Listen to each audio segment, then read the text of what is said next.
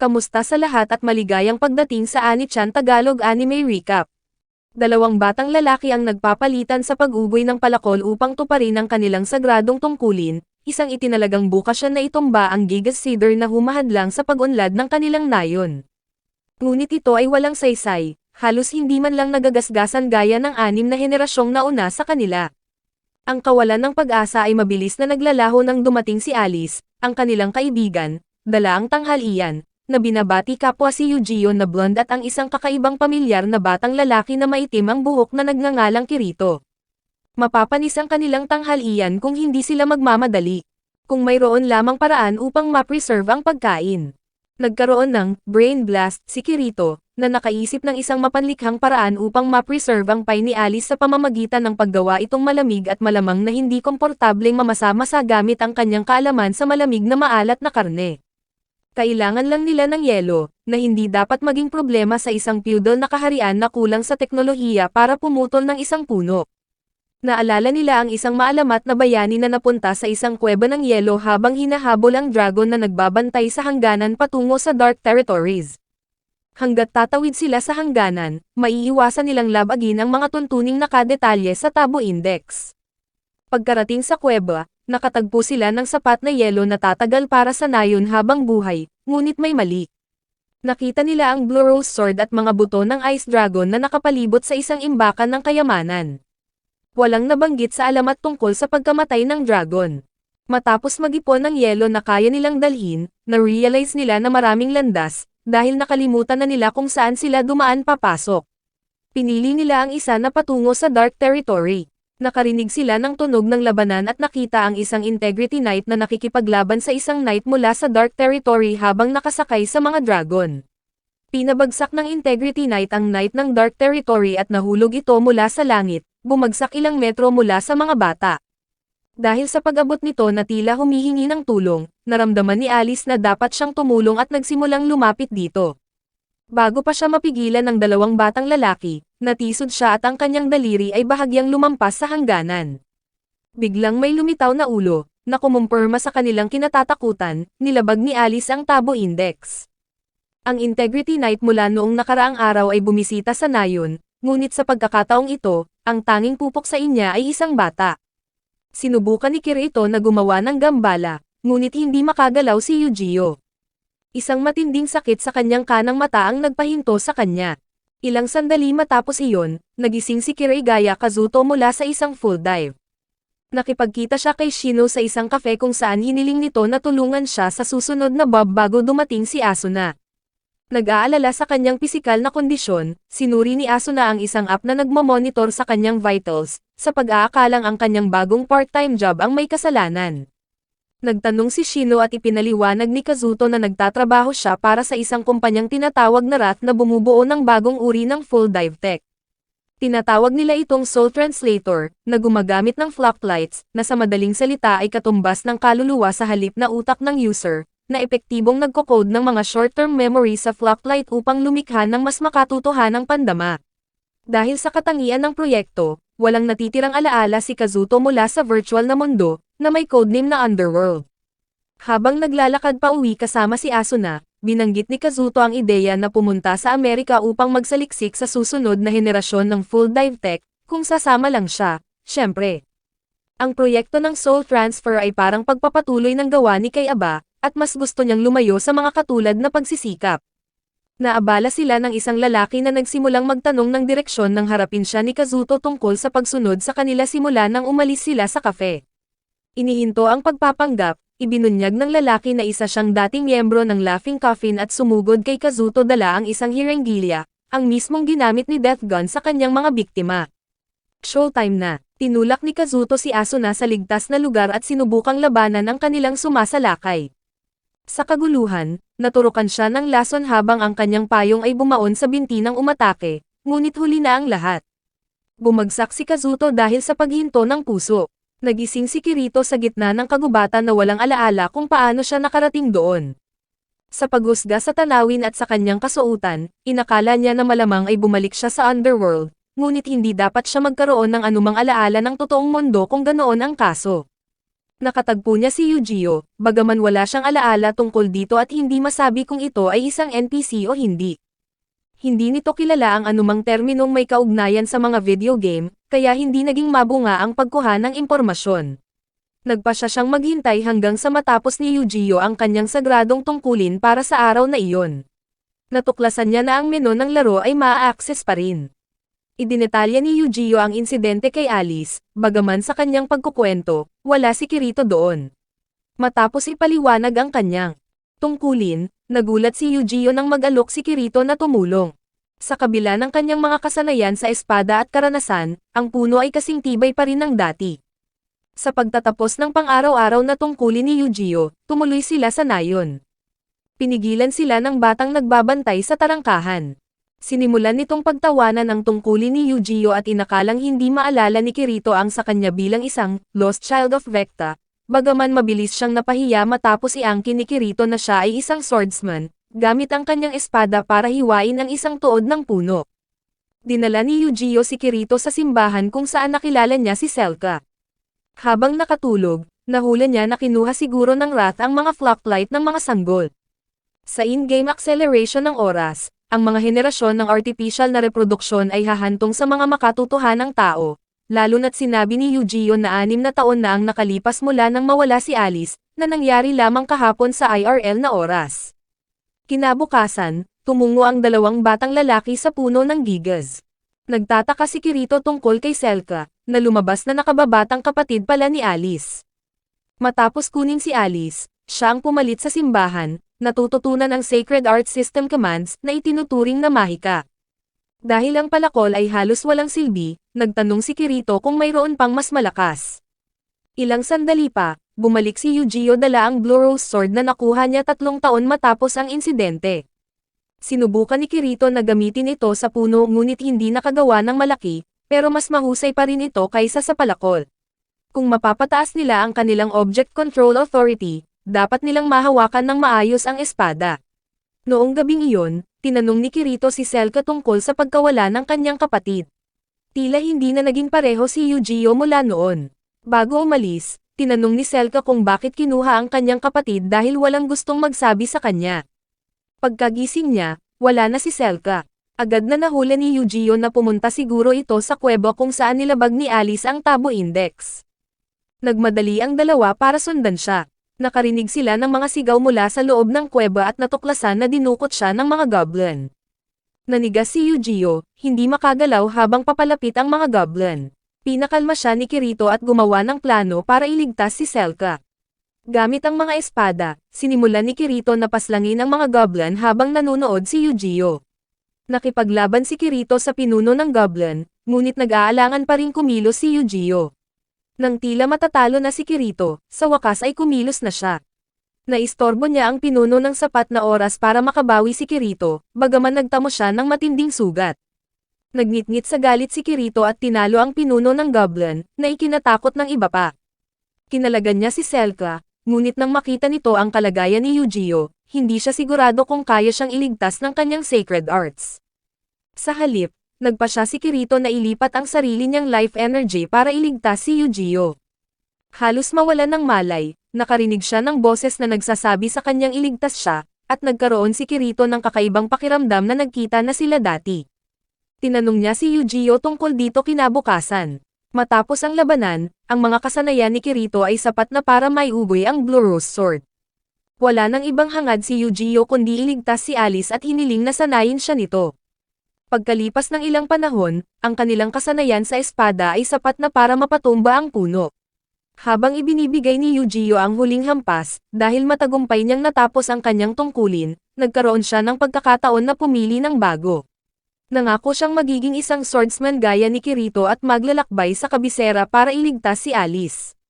Matapos magpaalam kay Selka, nilisan ng dalawa ang bayan sa unang pagkakataon sa kanilang buhay. Sa totoong mundo, kasunod ng pag-atake sa buhay ni Kazuto, sinabihan si Asuna at ang kanyang pamilya na maaaring mayroon siyang permanenteng pinsala sa utak at nasa koma. Iminungkahi ni Kikuoka na ang tanging paraan para magamot siya ay sa isang espesyal na pasilidad, bagaman hindi siya mahanap ng kanyang kapatid at ni Asuna pagkatapos. Pinag-usapan nila ang sitwasyon sa lahat ng kanilang kaibigan at napagpasyahan na malamang ay ginagamit ang bagong Soul Translator tech. Sa pagsubaybay sa kanyang heart monitor, sumakay si Asuna kay Clint patungo sa huling lokasyon, ngunit ito ay nauwi sa wala. Mayroong helipad, at ngayong wala na siya sa saklaw, maaari siyang nasa kahit saan. Ang kanilang pinakamahusay na pagkakataon ay ang pag-usi sa Sarath. Tila si Rinko Kujiro, ang assistant ni Kayaba, ang tumulong sa pagbuo ng teknolohiya at maaaring alam kung nasaan ang Wrath na kinaroroonan ni Kazuto. Matapos makatanggap ng email, nagpasya siyang oras na para bisitahin ang kanilang lihim na kampo sa gitna ng karagatan, dala ang kanyang assistant. Nagulat si Kikuoka na makita siya dahil iniiwasan siya ni Rinko hanggang ngayon, ngunit natutuwa siya na dumating ito. Tila isa siya sa 3 taong kailangan para magtagumpay ang proyekto. Matapos makilala ang pangalawa, si Takero, ang lead developer, sinabi ni Kikuoka na ang ikatlong miyembro ay hindi available sa sandaling iyon. Ibinunyag naman ni Asuna ang kanyang pagkakakilanlan, tinatanggol ang kanyang disguise bilang assistant ni Rinko, at hiniling na makita si Kazuto. Dahil wala sa ibang mga biktima ang nakaligtas sa mga lason, tiniyak sa kanya ni Kikuoka na ang paggamit ng STL ang tanging paraan para magamot ang pinsala sa utak ni Kazuto. Alam na nila na ang teknolohiya ng soul transfer ay kayang maglaman ng mga kaluluwa sa tinatawag nilang flocklights, ngunit para sa anong layunin? Mabuti, ang tunay na layunin ng proyekto ay lumikha ng isang bottom-up AI. Ang pagkopya sa mga matatanda ay laging humahantong sa kawalang tatag at pagbagsak. Ginamit nila ang mga kaluluwa ng mga sanggol upang ang AI ay lumaki at matuto. Gamit ang The Seed, nilikha nila ang underworld upang isimulate ang isang buong sibilisasyon gamit ang mga bagong silang na flocklights bilang mga archetype, na pinalaki ng 4 na empleyado ng Wrath. Matapos nilang pabilisin ang oras sa simulation, nagsimulang mabuo ang lipunan, na sinundan ng isang lupong tagapamahala na lumikha ng Tabo Index, na sinusunod ng buong pananalig ng mga mamamayan, sa puntong hindi nila kayang sumuway dito. Doon nila ipinakilala si Kirito sa mundo. Ang pagkakaroon niya habang lumalaki kasama ang mga artificial na flocklights ang nagtulak sa isa, si Alice, na labagin ang Tabo Index.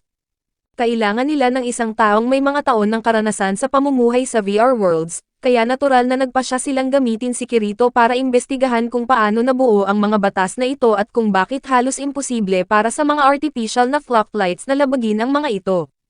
Ginugol ni Kirito at Yujiro ang susunod na 2 taon sa underworld sa pagpapakinas ng kanilang kasanayan sa espada.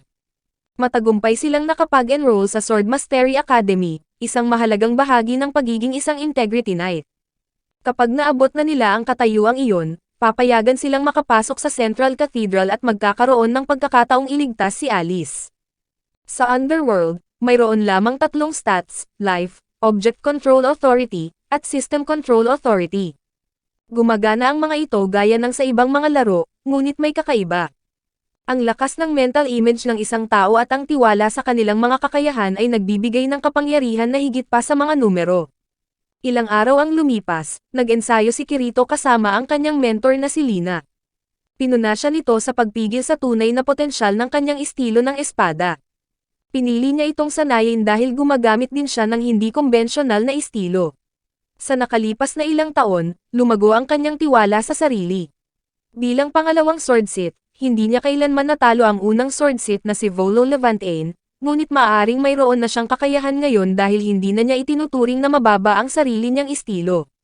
Nangako si Kirito na ipakita sa kanya ang tunay na katangian ng kanyang estilo ng espada bilang regalo sa pagtatapos. Kinabukasan, binisita nina Yujiro at Kirito ang isang artisan na kinuha nila para gumawa ng espada mula sa dulo ng katawan ng Gigas Cedar, kung saan nakasentro ang karamihan sa enerhiya nito. Halos hindi may angat ng panday ang espada, lalo na ang gamitin ito, kaya inalok niya ito ng libre kung kaya ni Kirito. Hindi lamang niya ito nahugot mula sa kalooban, nakapag-swing pa siya. Humanga ang panday at tinupad ang kanyang pangako. Sa kabila ng mga tuntunin laban sa pag-eeensayo sa araw ng pahinga, nagpa siya si Kirito na subukan ang mas advanced na sword skills na hindi pa niya nagagamit hanggang ngayon. Sa gitna ng isang 5-strike combo, nawalan siya ng balanse at nakatalsik ng putik sa uniforme ng unang swordsit. Nagpalampas si Volo Levantain tungkol sa pag-eeensayo sa araw ng pahinga, ngunit hindi sa pagpaparumi sa kanyang uniforme. Hinamon niya si Kirito sa isang duel gamit ang mga totoong espada, na nangangailangan ng pahintulot mula sa magkabilang panig. Iminungkahi ni Levante ng isang first strike match sa halip na huminto bago ang tama, kung saan hindi tinutuloy ng swordsman ang hampas. Sa kabila ng mga babala ng kanyang master, tinanggap ni Kirito ang mga tuntunin dahil siya ang pinarurusahan. Ipinaalam sa kanya ni Lina ang moto ng pamilya Levante, naniniwala sila na ang pagpapadugo sa kanilang kaaway ay nagpapahintulot sa kanila na sipsipin ang lakas nito. Hindi ito ang kanyang unang labanan gamit ang mga totoong espada. Nakita ito ni Kirito na gumagana nang magsimula ang kanilang duel. Naging malinaw na ang kanyang lakas ay hindi nagmumula sa kanyang mga stats lamang. Kumuha si Levante ng lakas na pinaniniwalaan niyang nananalaytay sa dugo ng kanyang pamilya, na bumabalot sa kanya sa mapanlinlang na apoy, na nagpapahintulot sa kanyang gumamit ng sword skills. Agad siyang sumugod kay Kirito na mayroon ding sariling mga diskarte, hinaharang ang tama at naglock ang kanilang mga talim. Tumangging matalo si Kirito, gaya ng dati, at ginamit ang kapangyarihan ng pagkakaibigan at pagkabata para dagdagan ang kanyang sarili. Ginamit ang teknik ni Levante laban dito, nagliwanag ang kanyang espada, na may kasamang gininto ang liwanag. Ang kanyang determinasyon ang nagtulak sa talim na lumaki at maging asul. Gamit ang kapangyarihan ng Demon Tree sa likod niya, inatake niya ang unang seat. Ang kanilang duel ay itinigil bago pa man magdulot ng seryosong pinsala ang sinuman. Pinuntahan ni Kirito ang mga bulaklak na kanyang pinapalaki bilang regalo sa kanyang master, at nakatagpo ang dalawang maharlika na nanggugulo sa kanila ni Eugeo simula nang mag-umpisa sila sa academy. Nakita niyang winasak ang kanyang taniman at nagsimulang manghina hanggang sa marinig niya ang parehong misteryosong boses mula sa kuweba. Natutunan niya na ang simpleng pag-alam sa system commands ay hindi lamang ang tanging paraan para baguhin ang mundo sa paligid niya. Gamit ang kanyang imahinasyon at pagkuha sa life force ng mga bulaklak, nagawa niyang buhayin ang mga ito, natutuklasan na ang teknik na ginamit sa labanan ay hindi lamang para sa pagkawasak. Na-realize ng master ni Kirito na ang paniniwalang mababa ang kanyang kakaibang estilo ang dahilan kung bakit hindi niya kailanman matalo si Volo Levante. Ngunit matapos panoorin ang duel ng kanyang page, kumpiyansa siya na kaya niyang talunin ang unang seat anuman ang teknik. Sa huling pagsusulit, sa wakas ay nanalo siya laban sa unang seat, binabali ang practice sword nito sa dalawa. Nagtapos siya bilang nangungunang swordsman sa kanyang batch. Na-promote sina Eugeo at Kirito, na mayroon na ngayong sariling mga page na sasanayin. Hindi lang sila, ang mga maharlika na nambubuli sa kanila ay na-promote rin. Ipinaliwanag ni Kirito kung paano gamitin ang imahinasyon o kalooban ng isang tao upang epektibong baguhin ang kanilang sarili o mga bahagi ng mundo.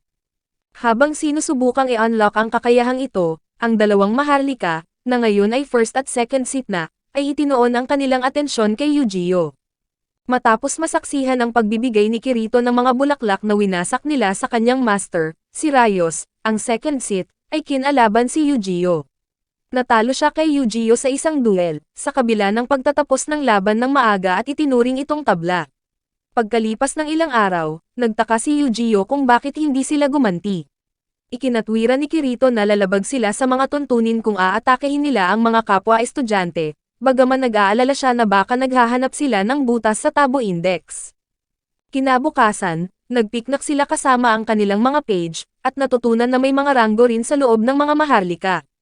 Ang mga may mababang ranggo ay aristokrata lamang sa pangalan. Inilahad ng kanilang mga page ang masamang pagtrato sa kanilang kaibigan, na isa ring page. Kasunod ng duel ni Eugeo kay Rayos, ipinaliwanag ni Kirito na kahit ang isang bagay ay hindi labag sa Tabo Index, hindi ito nangangahulugang tama ito.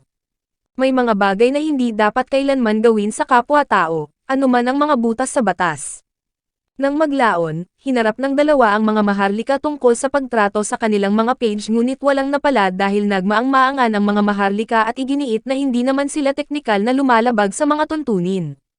Pagkatapos, nagpahayag si Kirito ng kanyang hinala na hindi pa tapos ang usapin.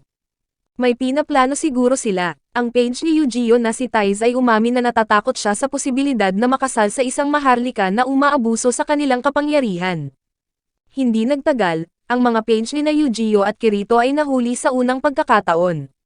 Dahil sa takot sa pinakamasama, lumabas si Kirito sa bintana para mag-imbestiga ng kumatok sa pinto ang page ni Rayos na si Friend Aika. Tila matapos tumangging sumunod sa mapang abuso at bastos na mga utos nito, ang dalawang page ay pumunta para harapin ang sadistang Maharlika.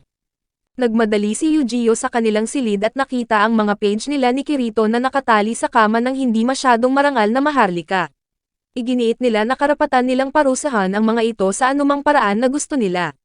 Napahinto si Eugeo matapos bigyan ng utos, hindi makagalaw.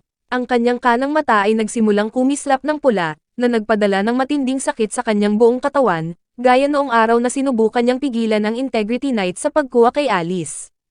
Tumanggi si Eugeo na payagan ang gayong basura na saktan ang mga inosente. Pumutok ang kanyang kanang mata, sinisira ang selyo, at pinutol niya ang braso ni Rayos. Ginamit ito ni Humbert bilang dahilan para patayin si Eugeo ngayong nilabag na niya ang Tabo Index. Biglang dumaan si Kirito sa bintana, inililigtas si Eugeo. Matapos mabilis na masuri ang sitwasyon, kumuha si Kirito ng armas laban kay Humbert. Nag-clash ang dalawa. Sa kabila ng lakas ni Humbert, hindi lang talaga niya mapigilan ang kanyang mga kamay, at kung wala ang mga ito, ang pagpapanatili ng dugo ay naging mahirap. Namimilipit si Humbert sa sahig na parang baliw, habang ang kanyang katawan ay nagiglitch na tila hindi na kaya ng system ang nangyari. Kahit na nailigtas nila ang kanilang mga page, hindi na mabubura ang kanilang mga krimen. Isang misteryosong mukha ang lumitaw, binabanggit ang paglabag gaya ng ginawa nito noong tumawid si Alice sa Dark Territory. Kinabukasan, pinagaling ng isang instructor ang mata ni Eugeo bago sila ihatid sa Integrity Knight na naghihintay para dalhin sila sa kanilang bitay. Nagulat ang mga batang lalaki nang ipakilala ng Knight ang kanyang sarili bilang walang iba kundi si Alice. Sinuntok niya si Eugeo nang lumapit ito, hindi nakikilala ang kanyang kababata. Dumating ang kanilang mga page para magpaalam, ibinabalik ang kanilang mga espada at nagpapasalamat sa huling pagkakataon habang inililipad sila patungo sa Central Cathedral, na nakagapos sa isang dragon. Sa pasilidad, nakatagpo ni Asuna ang isang robot matapos bisitahin si Kazuto. Lumalabas na sinusubukan nilang lumikha ng isang pisikal na sisidlan para maglaman ng Flocklight, na nagpapadali para sa AI na magpilot at magmukhang mas tao. Balik sa Underworld, pinag-usapan ni Eugeo at Kirito ang bagong kalagayan ni Alice at kung ang boses sa kuweba ay si Alice nga ba. Naisip nila na dahil maaari pa rin nilang masuri ang tibay ng mga gamit, at dahil ang kanilang mga kadena ay may parehong object authority, sa teorya ay dapat nilang kayang sirain ang kadena ng isa't isa. Kumpirmado ang hypothesis, oras na para tumakas sa kulungan. Napunta sila sa labas sa isang garden terrace na puno ng mga rosas. Ngayong alam na nilang hindi na pananatili ng mga Integrity Knight ang kanilang mga alaala, nagbago ang kanilang layunin. Kailangan nilang iligtas si Alice at humanap ng paraan para maibalik ang kanyang mga alaala. Nang akala nila ay ligtas na sila, nakatagpo sila ng isang Integrity Knight. Tila naghihintay na ito sa kanila. Lumalabas na disciple siya ni Alice. Hindi na makakatulong ang kanilang mga kadena ngayon. Ipinakita ng Knight ang kanyang divine weapon, ipinapakita ang kanyang alas ng masyadong maaga. Gumawa ng plano ang dalawang takas, ngunit walang saysay. May mali, nakilala ni Eugeo ang pangalan ng Knight. Sa sandaling ipaalala nila ang kanyang nakaraan, may isang bagay na lumitaw mula sa kanyang noo, malamang ay kung anuman ang nanggugulo sa kanyang mga alaala. Ngunit bago pa sila makakuha ng karagdagang impormasyon, isa pang Integrity Knight ang nagpakawala ng pana sa paa ni Kirito. Nagpa siya ang dalawang bilanggo na tumakbo. Nakarinig si Kirito ng boses na nagtuturo sa kanila sa isang pinto na biglang lumitaw. Isang higanteng silid-aklatan ang nasa kabilang panig, at nawala ang pinto sa likod nila. Isang babae ang bumati sa kanila, ipinapakilala ang sarili bilang si Cardinal. Noong makuha ng mag-isa si Kirito, ipinaliwanag niya na alam niya ang tungkol sa labas na mundo at ang katotohanan sa likod ng Axiom Church. Na-realize niya na ito ay isang incarnation ng Cardinal System na pamilyar na siya. Ipinaliwanag niya na ang nagtatag ng simbahan ay isang inapo ng isang empleyado ng Wrath na may mas masamang intensyon kaysa sa tatlo pa. Natuklasan ni Quinella ang pinagbabatayang system na naging basehan para sa Sacred Arts. Sa kaalamang ito, sinimulan niyang dagdagan ang kanyang System Control Authority hanggang sa magkaroon siya ng sapat na kapangyarihan at mga tagasunod upang simulan ang Axiom Church. Sa pamamagitan ng paglikha ng Tabo Index, ginarantiyahan niya na walang makakahigit sa kanyang control authority. Nang malapit na ang katapusan ng kanyang buhay, sa wakas ay na-access ni Quinella ang kumpletong listahan ng system commands, na epektibong ginawa ang kanyang sarili na immortal. Ang Cardinal System ay isang banta sa kanyang kapangyarihan. Sa pagtatangkang makuha ang parehong antas ng authority, hindi sinasadyang na-fuse niya ang kanyang flocklight sa system mismo. Matapos ang ilang panahon, na-realize ni Quinelle na ang memory capacity ng kanyang flocklight ay umabot na sa limitasyon nito. Kailangan niyang gumawa ng plano para malampasan ang gayong mga limitasyon. Nagpatawag siya ng isang bata, sa pagtatangkang i-override ang mga alaala nito at palitan ng sa kanya. Lumalabas na iyon ang kanyang pinakamalaking pagkakamali. Hindi niya isinaalang-alang ang potensyal na paglikha ng isa pang tila Diyos na nilalang. Ang cardinal system ay naglalaman ng isang sub-process na nagsisilbing error correction. Nang subukan ni Quinelle na kontrolin ang flocklight ng batang babae, ang sub-process ay napunta sa loob ng babaeng tinatawag ang sarili na cardinal. Matapos tumakas sa Great Library, sinimulan ni Quinelle na gamitin ang synthesis ritual para lumikha ng mga Integrity Knight, habang si Cardinal naman ay nagpadala ng mga especially iya para makakuha ng sariling mga kakampi sa nakalipas na 200 taon. Sa kabila ng mapaniil na pamumunong ito sa Underworld, hindi kailanman nakialam ang Wrath. Sa halip, ginagamit nila ito bilang isang pagsubok. Ang Dark Territories ay nakatakdang sumalakay sa human realm, na may sariling mga flocklights. Itinuring ni Cardinal na kailangang alisin si Quinelle ang administrator, kasama ang Dark Territories at ang mga human. Sa kabila nito, nangako siyang ililigtas ang mga 10 flocklights. Sumang-ayon si Kirito na tulungan siya, ngunit tumanggi siyang burahin ang buong mundo. Hahanap siya ng paraan para iligtas ang kasing dami ng taong posible. Ipinaliwanag ni Cardinal na ang prism na lumalabas sa Integrity Knight ay ang susi para iligtas si Alice. Kailangan lang nilang makuha ang mga alaalang ikinandado ng administrator. Bago sila umalis, binigyan niya sila ng 2 daggers, na nagpapahintulot sa kanyang gumamit ng anumang sacred art sa sinumang matatamaan ng talim nito. Mayroon na silang mga armas na katapat ng mga Integrity Knight, bagaman kailangan pa rin nila ang kakayahang magsagawa ng perfect weapon art sa pamamagitan ng pag-unlock sa mga alaala at kapangyarihang nakapaloob sa mismong armas. Dahil doon, umalis na sila para marating ang tuktok ng cathedral upang pabagsakin ang administrator at iligtas si Alice mula sa kanyang mga kamay. Nakarating sina Kirito at Eugeo sa loob ng cathedral. Ang paghahanap sa kanilang mga espada ang una nilang inisip. Napunta sila sa isang armory na puno hanggang labi. Nag-iimbak ang simbahan ng mga armas at baluti na tila naghahanda para sa digmaan. Sa kabutihang palad, kasama doon ang mga espada ng mga bata. Naniniwala naman si Kirito na isa lamang itong anyo ng pang-aapi dahil sa takot sa pag-aaklas. Nang mahanap ang hagdan patungo sa tuktok, sinalubong sila ng buhos ng mga pana mula sa isang Integrity Knight. Bahagyang naiwasan ng dalawa ang atake at nagplano ng kanilang susunod na hakbang. Sa pagkakaalam na ang kanyang bowstring ay naputol at ang kanyang mga pana ay naubos na, dapat itong maging madali, hanggang sa pinonder niya ang kanyang busog gamit ang perfect weapon art nito. Inakusahan ng Knight ang dalawa ng pagpaparumi sa isip ni Sir Eldrie gamit ang dark arts. Sa pagpoprotesta, ipinaliwanag nila kung paano nila sinubukang ipaalala sa kanya ang kanyang buhay bago naging isang Integrity Knight. Ngunit binaliwala ito ng Bowman. Wala silang nakaraang buhay. Sila ay nagmula sa kalangitan mismo. Sinabihan ni Kirito si Eugeo na lumapit matapos niyang harangin ang unang tira.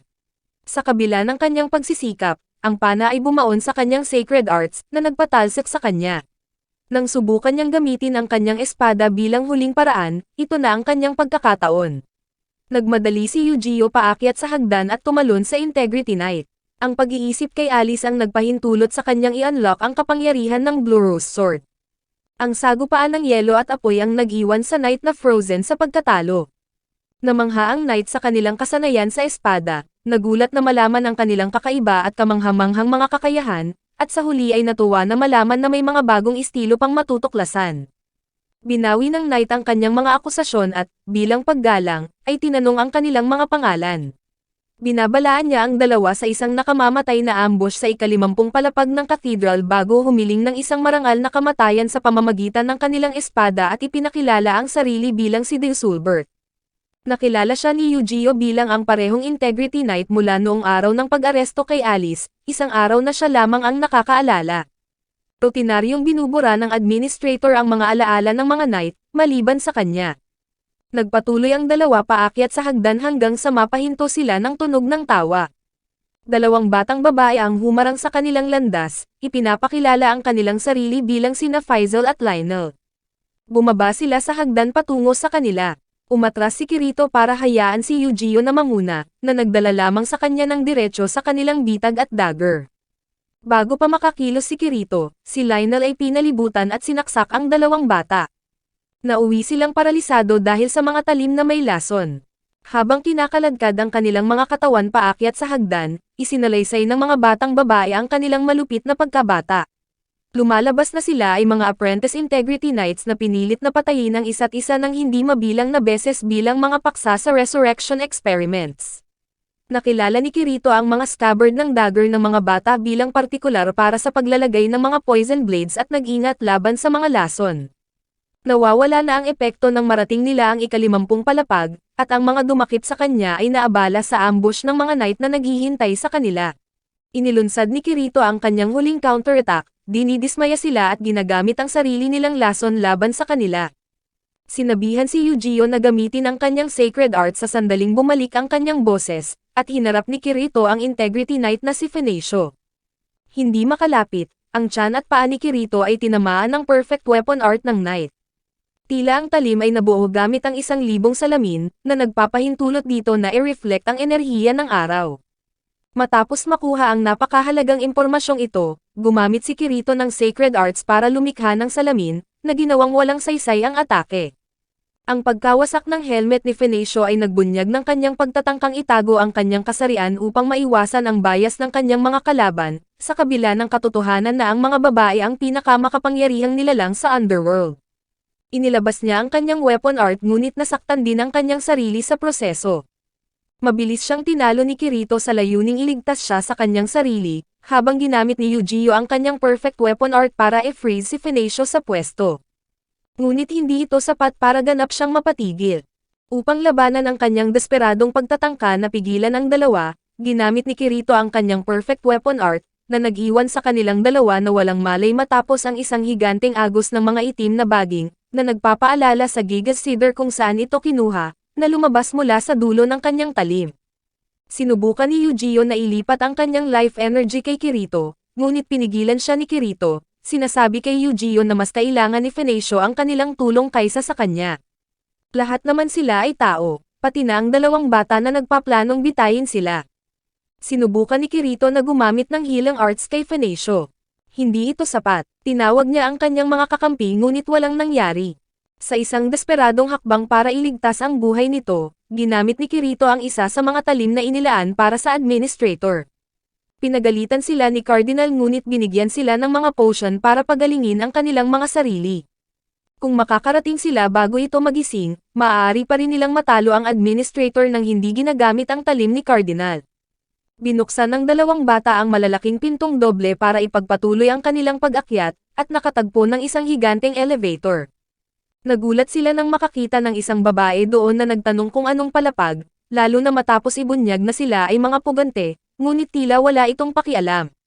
Ito lamang ang kanyang trabaho. Tinatawag lamang siyang operator, at dahil ginugol ang huling 107 taon sa paggawa ng trabahong ito, wala siyang alam sa labas ng shaft. Nakarating sila sa ika-80 palapag at natuklasan ng isang napakagandang hardin na hindi inaasahan ng sinuman sa kanila. Napansin ni Eugeo si Alice at nahihirapang pigilin ang sarili.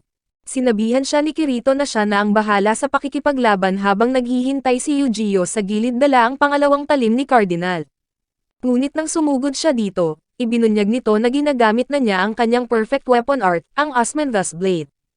Nag-clash ang dalawa, at nagulat si Alice na si Kirito ang pangalawang taong nakatagal sa kanyang mga atake ng higit sa ilang segundo. Habang naabala siya, ni-freeze siya ni Eugeo, ngunit hindi ito sapat para bigyan sila ng pagkakataon. Sa sandaling ginamit niya ang kanyang talim para tunawin ang sarili, ginamit ni Kirito ang kanyang perfect weapon art, na nagdulot lamang ng isang pagsabog, na nag-iwan kay Eugeo na mag-isa habang ang mga pader ng cathedral ay agad na nag-repair kasama sina Alice at Kirito na nakulong sa labas. Nailigtas ni Kirito silang dalawa sa pamamagitan ng pagbaon ng kanyang espada sa gilid ng higanteng gusali. Hiniling ni Alice na bitawan siya nito at hayaan siyang mahulog sa kanyang kamatayan, na nagtulak kay Kirito na pagalitan siya dahil sa pagiging napakatigas ng ulo. Sinubukan niyang ipaliwanag kung paano may depekto ang Axiom Church at ang Tabo Index at ang Pontifex ay isang sinungaling. Lumuwag ang espada ni Kirito ngunit nagulat siya nang iligtas ni Alice ang kanyang buhay.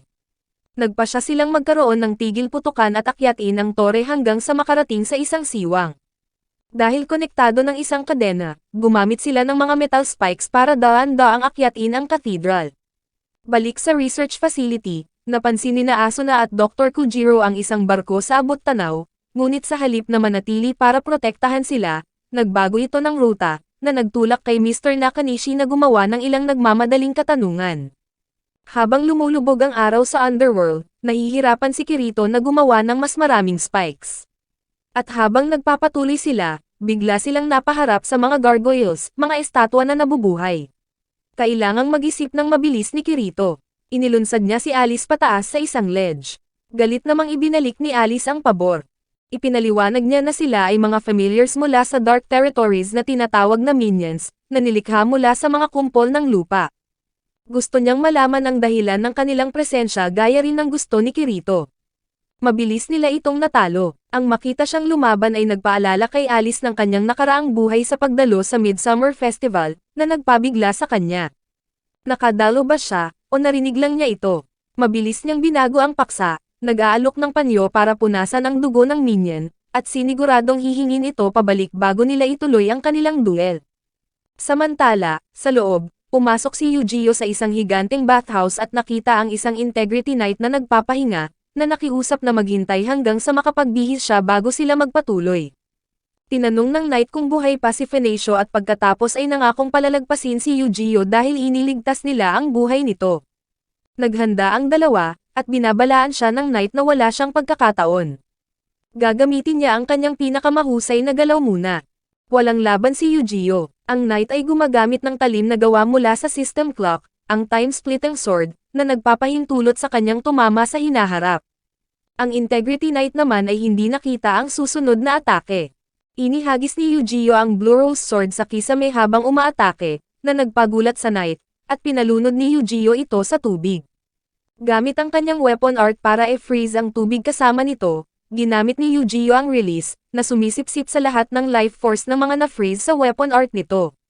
Sa pag-asang mas mataas ang kanyang life force kaysa sa Knight, nagalit si Eugeo matapos maalala ng Knight ang pagpatay sa dragon sa kuweba, halos hindi maalala ang Blue Rose Sword. Siya ang tagapagtatag ng kanyang bayan at maalamat na mandirigma, si Bercouli.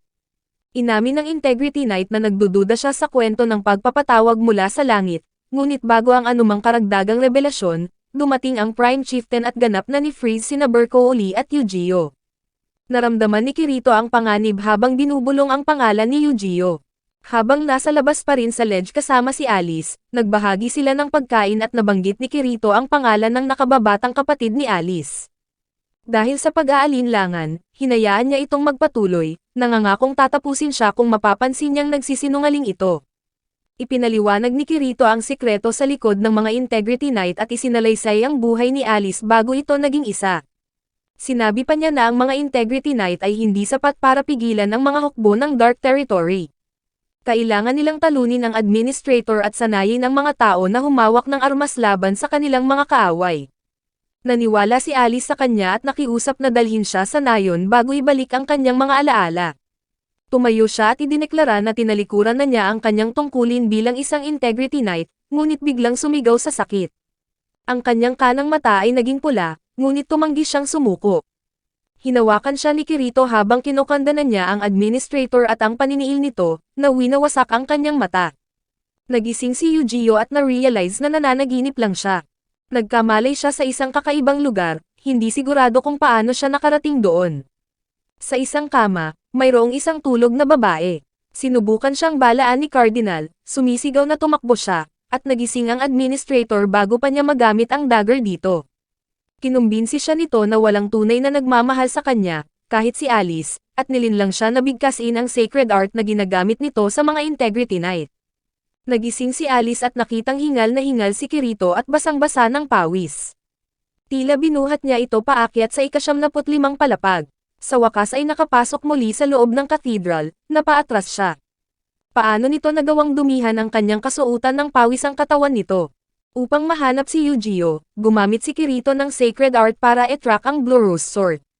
Nakita ni Alice si Bercouli, nakinilabutan nang makita itong ganap na frozen, at nakilala ang gawa ng Prime Senator. Natunaw siya ng sapat para makapagsalita at pinuri siya sa pagiging sapat na malakas para sirain ang selyo sa kanyang mata.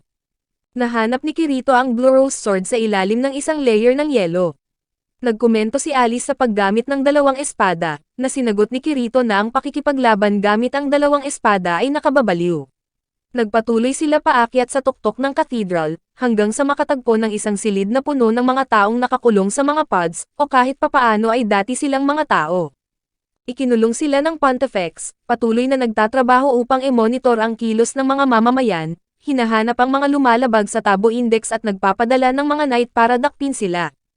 Sa susunod na silid, narinig nila ang Prime Senator Chudelkan na nagpapanik. Hinarap siya ni Alice tungkol sa katotohanan ng Pontifex at mga Integrity Knight. Ang nakapandidiring maliit na nilalang ay nagsimulang magsalita ng magsalita. Lumalabas na pinilit siya sa synthesis. Sinaksak siya ni Alice. Tumawa siya, nahulog sila sa kanyang bitag. Hinabol nila ito, pumapasok sa isang silid na may maliit na butas sa kisame, ngunit wala siya doon. Isang Integrity Knight, hindi pala, si Yu-Gi-Oh, ang nagpasalamat sa kanila sa pagbabalik ng kanyang espada. Hindi niya kayang o tumatanggi siyang kilalanin si Kirito o si Alice, at naghanda ang dalawa. Sinubukan ni Kirito na ipaalala kay Yu-Gi-Oh kung sino siya habang nag-clash sila, ngunit sa kabila ng pag-alala sa mga pangalan ng kanyang mga galaw, hindi niya maalala kung sino ang nagturo sa kanya. Ibinuhos ni Kirito ang kanyang puso sa kanyang espada at gamit ang mga alaala ng pagkakaibigan at mga sigaw ng paghihirap, napansin niya ang module na nakalagay sa noo ni Yu-Gi-Oh sa loob ng isang segundo. Tila naalala niya si Alice ngunit ginamit ang kanyang perfect weapon art para i-freeze sila sa pwesto, na ikinadismaya ng Prime Senator, na pupunta sana para tapusin sila. Binati ng administrator si Yu-Gi-Oh sa kanyang tagumpay at nangako ng gantimpala matapos siyang i-resynthesize. Ngunit habang ginagawa niya ito, naalala niya si Kirito mula sa kanyang pagkabata at tumangging bigkasin ang synthesis ritual. Inilabas ang dagger ni Cardinal, sinubukan niyang saksakin ang Pontifex, ngunit walang talam ng metal ang kayang bumaon sa balat nito. Binigyan niya ito ng huling pagkakataon na italaga ang sarili sa kanya at sirain ang dagger, ngunit nagkamalay si Yu-Gi-Oh at na-realize kung ano ang tunay na pag-ibig at pagkakaibigan. Nagpasya siyang pilitin ang synthesis, ngunit tumanggi si Yu-Gi-Oh na sumuko. Biglang dumaan ang Prime Senator sa sahig, na sinundan ni Kirito at Alice. Lahat sila ay huminto para sa isang madamdaming muling pagkikita habang ang administrator na halos walang suot ay nakatingin lang. Nagsalita si Alice laban sa kanyang mapaniil na pamumuno. Ibinunyag ng administrator na siya ang nag-install ng Code 871 para panatilihing sunod-sunod ang kanyang mga nasasakupan. Sa bagong sigla, nagpatawag ang Prime Senator ng isang higanteng flame monster na tinatawag niyang Genie matapos siyang pangakwan ng administrator ng isang gabi ng mga gantimpala para sa kanyang pagsisikap. Ginamit ni Alice ang kanyang weapon art para maabala ang Flame Genie habang nag-power up si Kirito ng isang tira na nakatutok sa mismong Senator, na madaling winasak ang hindi protektadong anyo nito. Medyo bitin, ngunit ito ang nagpaalam sa administrator na si Kirito ay talagang isang tao at hindi isang tunay na mamamayan ng underworld. Pinaandar ng administrator ang kanyang alas, isang higanteng golem na gawa sa divine object level na mga espada, na tinatawag niyang sword golem. Agad nitong sinaksak si Alice at itinapon si Kirito sa dingding, halos durugin siya. Biglang nagsalita si Cardinal sa pamamagitan ng gagamba na itinanim niya sa kasuotan ni Kirito. Lumaki ito sa isang higanti at inabala ang golem ng sapat na oras para magamit ni Yu-Gi-Oh ang dagger para saksakin ang lumulutang na disc, na lumikha ng isang pinto para makapasok si Cardinal. Agad niyang pinagaling sina Alice at Kirito na tila walang nangyari. Mabilis na ipinaliwanag ni Kirito kung sino siya kay Alice habang pinaglalamayan ni Cardinal ang pagkamatay ni Charlotte ang gagamba na may napaka-unique at orihinal na pangalan. Ibinunyag ng administrator na nagpapalipas lang siya ng oras para makulong si Cardinal sa silid kasama niya.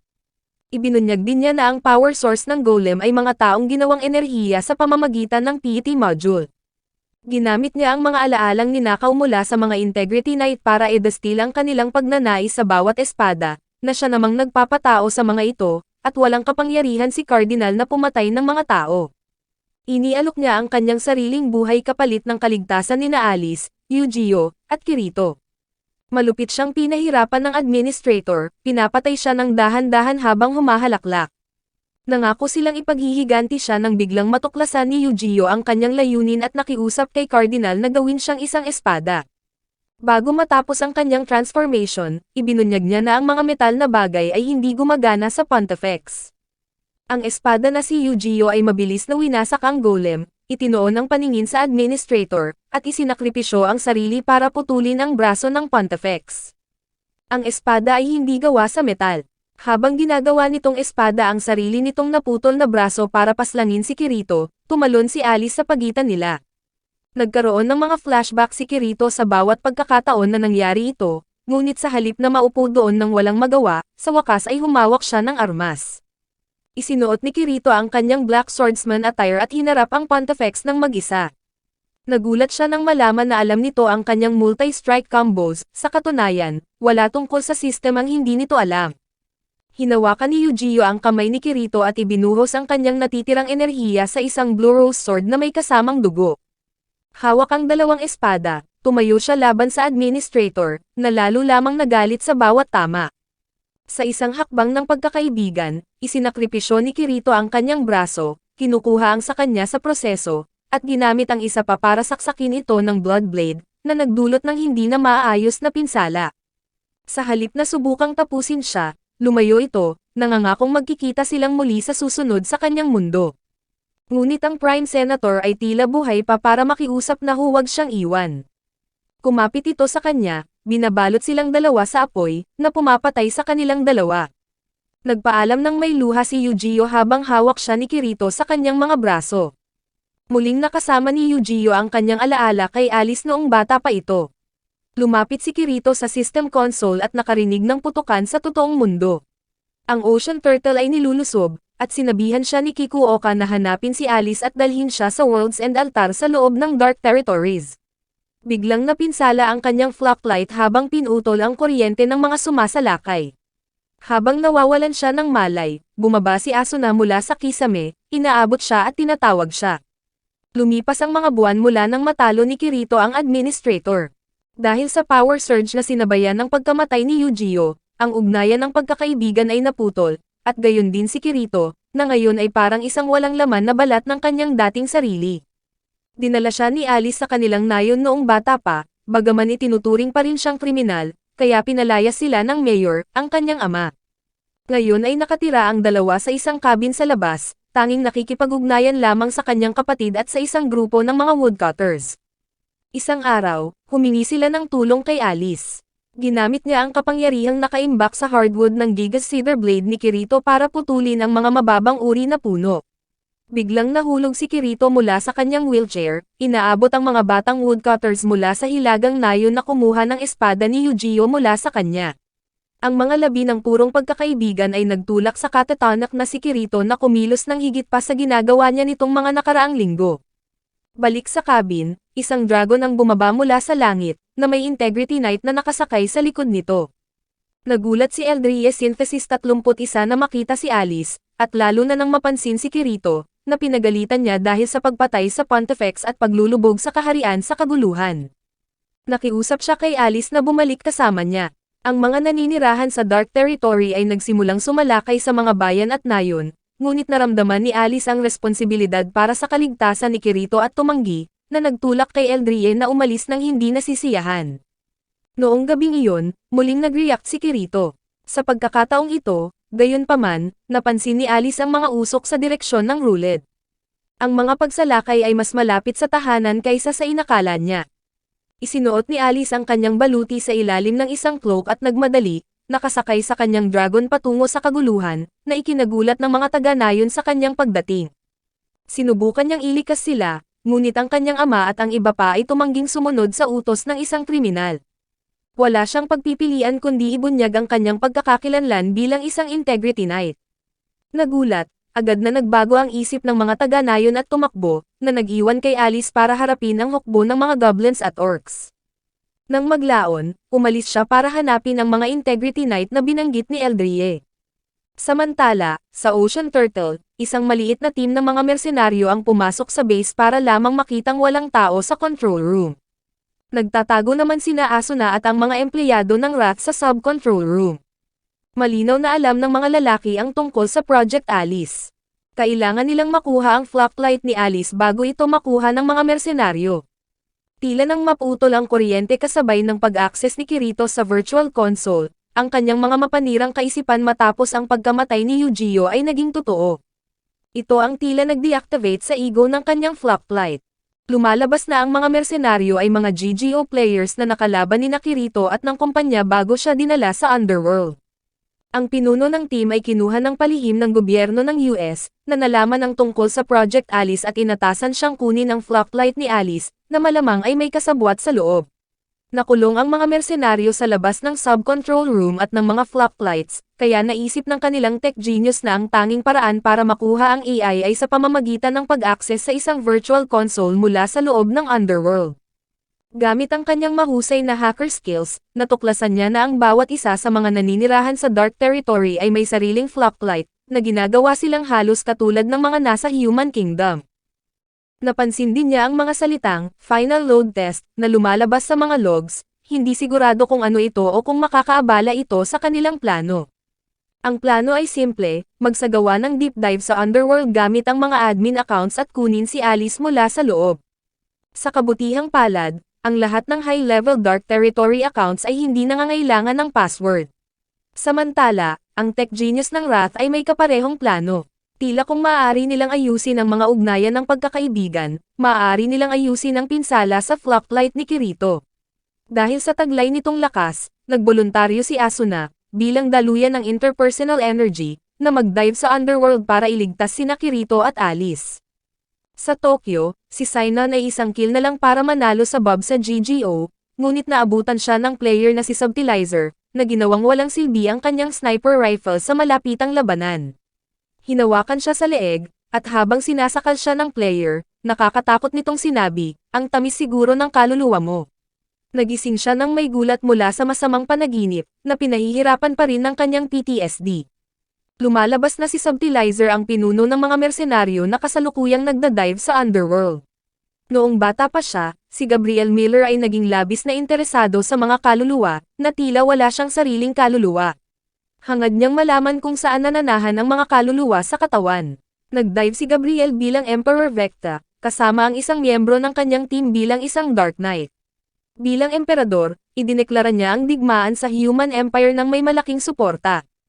Ang tanging hiling niya ay makuha ang Priestess of Light na si Alice ng buhay. Gayunpaman, ng palihim, minaliit ni Shasta, general ng mga Dark Knights, ang emperador sa kanyang subordinate at kasintahan. Plano nilang makipagkasundo sa human realm. Noong gabing iyon, nagkunwari ang babae bilang isang concubine at tumungo sa silid ng emperador. Naglabas siya ng kutsilyo, bagaman ang dapat sanay magpapatay ay siya namang pinatay. Hawak ang kanyang leeg, naalala ni Gabriel ang unang pagkakataon na pumatay siya ng tao, hinuhugot ang isang ice pick mula sa tenga ng kanyang kababata. Pinanood ng kanyang mga walang kaluluwang mata ang pinaniniwalaan niyang kaluluwa ng batang babae na lumalabas sa noo nito at lumulutang sa langit. Ang kanyang obsesyon kay Alicia ay nadala sa Underworld. Habang nawawala ang buhay ng assassin, natutuwa siya, kumbinsido na ang liwanag na lumalabas sa katawan nito ay ang kaluluwa nito. Sa wakas, matapos ang maraming taon at pagsubok, muli niyang naramdaman ang parehong pakiramdam.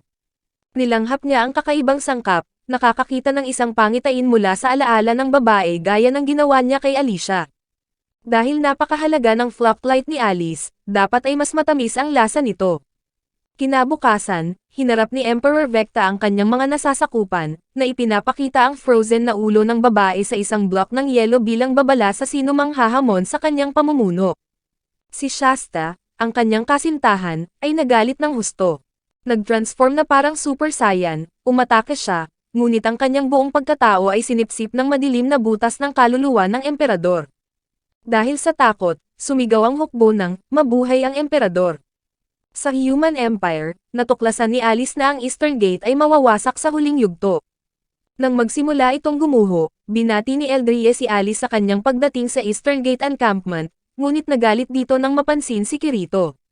Dumating si Berko uli, sinasabi sa kanya na mag-relax. Bigla siyang huminto at inatake si Alice. Gayunpaman, hindi tumama ang atake. Lumalabas na si Kirito ay may latent na friend no jutsu. Noong gabing iyon, naguluhan si Alice habang iniisip ang kanyang nararamdaman para kay Kirito. Nang lalapit na siya para halikan ang katatanak na swordsman, naabala siya ng mga dating padawan ni Kirito at Eugeo na sina Ronye at Taiz, na nagalit sa revelasyon ng pagkamatay ni Eugeo at sa kalagayan ni Kirito. Nangako silang babantayan siya sa panahon ng labanan. Sa war meeting kinabukasan, binalak ng mga Integrity Knights na papasukin ang mga puwersa ng Dark Territory sa bangin kung nasaan ang Eastern Gate. Mananatili itong balot ng kadiliman sa buong araw, kaya kailangan lang nilang sipsipin ang enerhiya mula sa mga pumanaw na sundalo para mawalan ng lakas ang mga kalaban na mages. Karaniwan ay walang sino man ang makakagawa ng ganoong gawain, ang susi ay si Alice, na sa anong dahilan ay nagkaroon ng kapangyarihang katulad ng sa isang Diyos. Nang gumuho ang Eastern Gate, ang magkabilang panig ay naghanda para sa labanan. Nagpakawala si Deusulbert ng kanyang nag-aapoy na mga pana habang sumusulong ang mga legion ng goblins. Sa ibang dako, nilampasan si Eldrie ng mga goblins gamit ang mga smoke bombs na nagpagulo sa night dahil hindi pa siya nakakakita ng ganoon. Isang sundalo ang tumakbo para balaan ang iba tungkol sa paparating na mga goblin, nagtataka kung nasaan ang Integrity Knight na si Renly. Lumalabas na tumakas siya at bumalik sa supply core. Ang mga horde ng mga higanti ay pinatigil ni Fenecio, na naglalabas ng nakakatakot na aura. Hanggang sa ang kanilang pinuno ay nagsimulang mag-glitch, ang kanang mata nito ay naging pula habang humihiwalay sa grupo, na tila nagpa-freeze kay Fenecio. Tumalon ito sa hangin, ngunit bago tumama ang hampas, hinarang ng isa sa mga knight ni Fenecio ang atake, at ang kanyang mga buto ay narinig na nagmamatunog sa bigat ng tama. Naitulak ang pinuno, nakagalaw muli si Fenecio at nangako ng paghihiganti. Gamit ang isang beam na umaabot sa langit, hinati niya ang higanti sa dalawa, inuutos sa kanyang mga tropa na sumulong. Naubusan ng mga pana si Deusulbert, na nagtulak sa pinuno ng goblin na umatake. Pinatay ng knight ang marami sa mga tauhan nito ngunit napalibutan at naipit ng dalawa sa mga goblin. Habang aatake ang pinuno, inistorbo siya ng isa sa mga tauhan ni Deusulbert, na nagbigay sa Integrity Knight ng sapat na oras para itira ang kanyang espada na parang pana, na bumaon sa depensa ng pinuno ng goblin at winasak ang kanyang mga tauhan. Lumulutang si Alice sa itaas ng battlefield, pinagmamasdan ang labanan. Sinimulan niyang sipsipin ang mga spatial resources na inilabas sa pagkamatay, na lumilikha ng isang higanteng orb sa langit.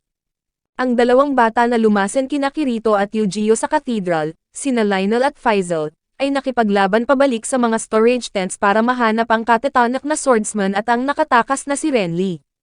Bago sila makabalik, nakatagpo ni Ronye at Taiz ang knight na may lunti ang buhok. Biglang nakakita sila ng usok sa labas ng tent. Ang mga mountain goblins ay nakalusot sa mga ranggo. Naalala ni Renly ang kanyang malungkot na araw sa training kung saan hindi sinasadyang napatay niya ang kanyang matalik na kaibigan. Nang mapansing sinusubukan ni Kirito na protektahan ang mga batang babae, nagkaroon siya ng lakas ng loob, iniligtas sila, at nagsimulang magpakawala ng kanyang double-winged blades. Perfect weapon control, habang hinaharap ang pinuno ng mountain goblins, nagbago ang kanyang aura at mabilis niya itong tinalo sa pamamagitan ng paghiwa dito ng patayo, na tila naging paboritong paraan ng mga Integrity Knights sa pagharap sa halos lahat ng bagay. Naabutan siya ni Lionel at Faisal, na humanga na may ginawa nga siya. Ang Chancellor ng Dark Mages ay nagpadala ng kabuuan ng kanilang minion forces, ngunit hindi niya isinaalang-alang ang OP na time-splitting sword ni Bercouli, na winasak ang lahat ng mga ito. Dahil sa galit, inutusan ng Chancellor ang kanyang mga mages na magpakawala ng kanilang sacred arts, ngunit nalaman nilang hindi sila makagamit ng anumang mahika. Naipon ni Alice ang lahat ng spatial resources sa lugar. Nagpakawala siya ng isang napakalakas na energy beam at winasak ang malaking bahagi ng puwersa ng kalaban. Umatras si Alice at inutusan ni Fenecio ang mga mages na ubusin ang spatial energy sa pamamagitan ng paggamot sa kanilang mga tropa. Lumitaw si Eldrie, nahihiya sa kanyang kabiguan na pigilan ang mga mountain goblins. Biglang lumitaw ang pinuno ng ogre. Ibinalita nito ang pagbabalik ni Emperor Vecta at ang kanyang layunin na makuha ang tinatawag na Priestess of Light, na sa palagay niya ay si Alice. Bago ituloy ni Alice ang pagpaslang dito, ipinarating niya ang bagong impormasyon kay Bercouli. Nagplano silang hatiin ang kanilang mga ranggo at ilayo ang kalaban mula sa bangin. Sa Dark Territory, nalaman ni Vecta na ang mga spatial resources ay inilalabas sa pagkamatay at sinabihan ang Chancellor na pumatay ng 3,000 tropa para makakuha ng sapat na resources para sa isang counterattack. Inutusan naman nito ang pinuno ng Orc na isakripisyo ang malaking bahagi ng kanyang mga tauhan. Habang lumalapit sina Alice at Bercouli sa himpapawid, nagulat sila nang gumamit ang kalaban ng isang sacred art. Humalaklak ang Chancellor habang inilalabas ang napakalaking kapangyarihan na nakuha mula sa mga isinakripisyong orcs. Biglang lumipad si Eldrie sa harap at inakit ang sacred art attack ng kalaban at sinubukang labanan ito gamit ang sarili niyang atake, na naging sanhi ng kanyang kamatayan. Nagtagumpay ito sa pagpapagalit kay Alice, at winasak niya ang hukbo sa lupa, ipinapakilala ang sarili bilang Priestess of Light. Pinanood ni Vecta habang lumalaki ang ngiti sa kanyang mukha, ang kanyang kakaibang soul fetish ay nagpapagulo kay Alice at Alicia. Inutusan niya ang mga Dark Knights at Pugilists na sundan ang decoy sa timog at hulihin ang Priestess of Light nang walang sugat. Nauna ang mga Pugilists, tanging hand-to-hand combat lang ang ginagamit nila at tumatangging masugatan ng anumang espada. Si Sheeta, isang Integrity Knight na kilala sa kanyang pagiging tahimik, ay nagboluntaryo na harapin silang mag-isa. Nang aatake ang isa sa mga Pugilists, ginamit niya ang kanyang needle-like na espada para hiwain ang kamao nito paakyat sa braso. Kalmadong pinatay ng Knight ang kanilang mga puwersa. Sina Renly at ang kanyang mga puwersa ay naghihintay para sa isang ambush. Tingid sa kanilang kaalaman, si Visago ang mersenaryo ay nasa isang stealth mission sa Supply Corps Camp, isa-isang pinapatay ang mga naroon. Ang pinuno ng mga Pugilists ay hinarap si Sheeta. Pareho silang magaling sa pakikipaglaban at pagmamahal sa labanan. Ngunit isa sa mga Pugilists ang umistorbo habang ang iba pa nilang puwersa ay humahabol at ang Knight ay tumakas gamit ang kanyang dragon. Sa Supply Corps Camp, nakatagpo ni Visago sina Ronye at Tiz, na sinubukang ipagtanggol ang camp. Biglang may lumitaw na nagliliwanag na figure sa langit. Nakilala siya ng mga batang babae bilang ang Diyosang si Stacia, na lumikha ng isang higanteng siwang sa pagitan ng mga hukbo at nagbukas ng hukay sa ilalim ni Visago. Habang nahuhulog siya, may isang bagay na nag-click at nakilala niya si Asuna. Bago mag-dive, binalaan ng tech genius ng Wrath si Asuna na sa kabila ng kanyang kakayahang baguhin ang lupain, dapat siyang huminto kung makaramdam siya ng sakit ng ulo, na ginawa niya para maiwasan ang pag-overload sa kanyang flocklight. Inamin niya na hindi siya si Lady Stacia at sinabihan ng mga batang babae na hinahanap niya si Kirito. Nagkataon lang na nakatagpo niya ang mga taong nakakaalam kung nasaan siya. Ang boses pa lang niya ay sapat na para subukang abutin siya ng katatanak na swordsman, habang ang mga luha ay umaagos sa mga pisngi nito. Nang lisanin ng caravan, bigla siyang inatake ng isang nagseselos na Alice. Namagitan si Bercouli at binantayan ang kanyang pahayag na si Asuna ay hindi especially iya o erehe, ipinapaliwanag na iniligtas niya sila. Nagpasya silang magdaos ng meeting kasama ang iba pang mga knights, kung saan sinubukang ipaliwanag ni Asuna na galing siya sa ibang mundo para hanapin si Alice.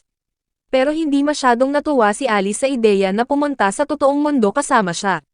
Nalaman ni Asuna ang tungkol sa inhibitor sa kanang mata at sa Code 871. Pinagdugtong ni Bercouli ang mga detalye at nalaman na si Vecta ay mula sa totoong mundo.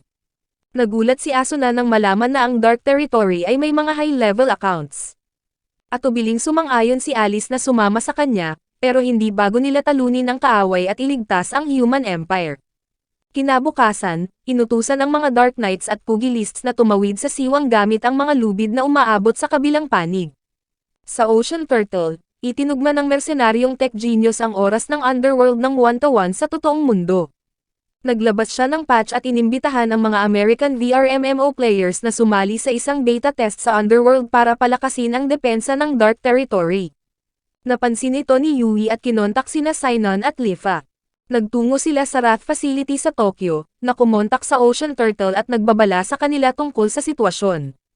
Ipinaalam naman ni Yui kina Agile, Klein, at sa iba pa, na nagplanong ilipat ang kanilang mga player accounts mula sa Alo patungo sa Underworld. Sinalubong sila ng batikos nang subukan nilang hikayatin ang ibang Alo players na sumali, pero matapos ang isang madamdaming talumpati, lahat ay nakumbinsi. Sa Underworld, 20,000 American players ang bumaba mula sa langit sa mga beam ng pulang liwanag bilang Level 1 Red Knights. Sinubukan ni Asuna na gumawa ng mga rock walls para harangan sila, pero nagboluntaryo ang mga Integrity Knights na pigilan sila. Ang mga Red Knights ay nagsimulang umatake sa lahat ng makita, pati na ang mga puwersa ng Dark Territory. Nagalit ang pinuno ng pugilist nang mapansin niyang tumakas si Vecta gamit ang kanyang dragon. Nagliwanag ang kanyang kanang mata ng pula at malupit niya itong binunot, para lang mabilis na lumipad patawid sa siwang habang may apoy na lumalabas sa kanyang mga paa. Nawalan ng kontrol si Asuna at naputulan ng braso bago nakiusap ang pinuno ng pugilist sa kanya na lagyan ng tulay ang siwang para makatawid ang kanyang mga tauhan at tulungan silang labanan ang mga Red Knights. Sinubukang kumawala ni Alice mula sa labanan para makaatake mula sa tuktok ng burol, hanggang sa sumugod si Vecta, sinaklot siya ng kanyang dragon, at lumipad palayo. Dahil nasa emperador ang Priestess of Light, naisip ng pinuno ng pugilist na hindi na nila kailangang lumaban para dito at nag-alok na pigilan ang mga American players. Nag-alok naman si Sheeta na sumama sa kanya habang ang iba ay sumunod kay Vecta. Sa Ocean Turtle, nagplano ang mercenaryong tech genius na magpadala ng isa pang 20,000 players para atakihin sila. Balak ni Visago na sumali sa laban gamit ang sarili niyang espesyal na account. Nang mag-log-on ang mga bagong players, napalibutan sina Asuna at ang iba pa. Nang tila nawala na ang lahat ng pag-asa, isang nagliliwanag na figure ang lumitaw sa langit, pinupuksa ang mga puwersa ng kaaway gamit ang isang malakas na tira ng kanyang atake. Humingi ng paumanhin si Sinon sa pagiging huli at niyakap siya ni Asuna. Nag-log-in si Sinon bilang Soulless the Sun Goddess at muling nakasama sina Asuna at Kirito, na nananatili sa catatonic state pero tila nararamdaman ang kanyang pagkakaibigan. Hiniling ni Asuna na si Sinon, na nakakalipad, ang humabol kay Vecta habang naghahanda siya ng counterattack laban sa mga natitirang American players. Naglakbay din si Leafa patungo sa Underworld bilang Teresaria the Earth Goddess at nakatagpo si Lilpilan, ang pinuno ng Orc, na nagulat na itinuring siyang tao sa unang pagkakataon. Pinayagan niya itong dalhin siya sa Dark Lord Vecta bilang preso, pero hinarap sila ng pinuno ng Dark Mage na si Dil. Sinubukan nitong kainin ang enerhiya ni Leafa sa pamamagitan ng pinakamadali at maginhawang paraan, mga tentacles. Pero nalampasan ni Lilpilan ang code 871 at sinagip si Leafa. Nang makalaya, pinutol ni Leafa ang mga braso ng mage, na nagkaroon ng malaking epekto sa kalusugan nito. Samantala, si Bercouli Synthesis 1 ay nakasakay sa likod ng dragon sa paghabol kay Vecta at ginamit ang kakayahan ng kanyang espada para pabagsakin ang dragon ni Vecta. Sa kabila ng kanyang mga pagsisikap, nadaig si Bercouli ng God Mode ni Vecta at nagpas siyang lumaban hanggang kamatayan para kay Alice. Sinipsip ng emperador ang incarnate abilities ng mga talim ni Bercouli at pinalabo ang kanyang kamalayan, pinuporsa siyang mawalan ng focus sa realidad bago putulin ang kanyang kaliwang braso. Sa mga guho, ang mga natitirang American players ay sumalakay kina Asuna at sa kanyang team, at bumalik si Visago sa laro sa isang bagong avatar, minamanmanan si Asuna mula sa malayo. Biglang lumitaw si Clean sa langit bilang isang maliwanag na liwanag sa kanyang Alo avatar, na sinundan agad ni na Agile, Liz, Silica, at daan-daang iba pang players mula sa Alo. Nagsama-sama sila para maglunsad ng counterattack. Noong una, nahirapan ang grupo, pero dahil sa mga reinforcements, nakuha nila ang itaas na kamay. Samantala, napansin ni Higa, ang tech genius ng Wrath, ang mga activity spikes sa Flocklight ni Kirito dahil sa kanyang pakikipag-ugnayan kina Asuna at Sinon. Para maibalik ang self-image ni Kirito, gumawa si Higa ng plano na gamitin ang Flocklights ng kanyang mga kaibigan.